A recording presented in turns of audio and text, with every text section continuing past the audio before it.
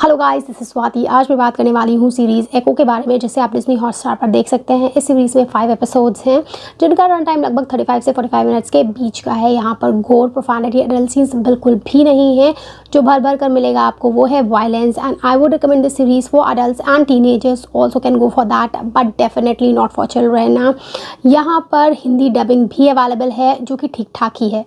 These are the times of mental health crisis। ऐसे में connecting with your roots again एक तरीके का सोल्यूशन हो सकता है to find meaning and purpose in your life. इसी पावरफुल थीमेटिक बेसिस को लेकर एको सीरीज बनाई गई है। इतनी स्ट्रॉन्ग थीम होने के बाद भी ये एक भी प्रॉपर इमोशन हमारे अंदर इन्वोक नहीं कर पाती है। ऐसा लगता है इस पावरफुल आइडिया को यहाँ पर टोटली वेस्ट कर दिया गया है। MCU की मेन टाइमलाइन से सेपरेट होकर न्यू मार्वल स्पॉटलाइट बैनर के अंडर में ये जो नया एंडेवर है MCU का, ये पूरी तरीके से डिसअपॉइंटिंग रहा है। MCU से इतनी बड़ी चूक कैसे हो सकती है, जो इतने ज़्यादा रिच हैं, rich in the sense economically भी रिच हैं, साथ ही क्रिएटिवली और आर्टिस्टिकली भी उनके पास बहुत कुछ है हमें दिखाने के लिए। ये सीरीज़ कैसे निकल कर आई है समझ नहीं आ रहा। कहानी में माया लोपेज एक डेफ एंड डम लड़की है, उसका एक पैर भी नहीं है। जिस एक्सीडेंट में उसने अपनी मदर को खोया था तभी उसका पैर भी चला गया था। वो काफ़ी लोनली है। उसे लगता है कि उसने किंग पिन को मार दिया है और उसके बाकी बचे सिंडिकेट को अब ख़त्म कर देगी। वो अपने होम टाउन टमाहा ओक्लाहोमा आ जाती है। यहाँ आते ही उसे अपने एंसेस्टर्स के विजन्स आने लगते हैं। ऐसा लगता है कि वो उससे किसी तरीके का मैसेज देना चाहते हैं, कनेक्ट होना चाहते हैं, जिसकी गुत्थी वो एंड ऑफ द सीरीज़ तक सुलझाती रहती है।